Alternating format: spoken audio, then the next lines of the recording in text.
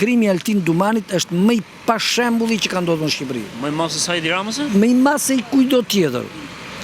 Altin Dumani ka futur në dienin time, dhe unë po e them sot, e kam thënë që para 2 vjetësh, ka futur izraelitët atje brenda, njerëz të Mossadit, po ka futur dhe pajisjet elektronike, që ata do t'i marrin me vete. Dhe unë publikisht këtu po ju them që Shqipëria, domethënë qeveria shqiptare, të gjitha autoritetet shqiptare, presidenti, kuvendet e tjera, nuk duhet të lënë kurrësi që ato pajisje të dalin nga spaku dhe t'i marrin në Izrael.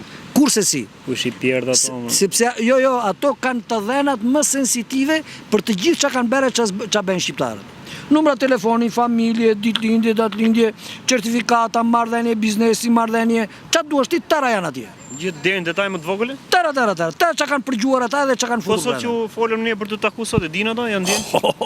Po këtë ta kam thënë 100 euro që po. Unë ta kam thënë 100. Se harxhën kohë ato të marrin vesh se çfarë duke bënë dy? Akoma di.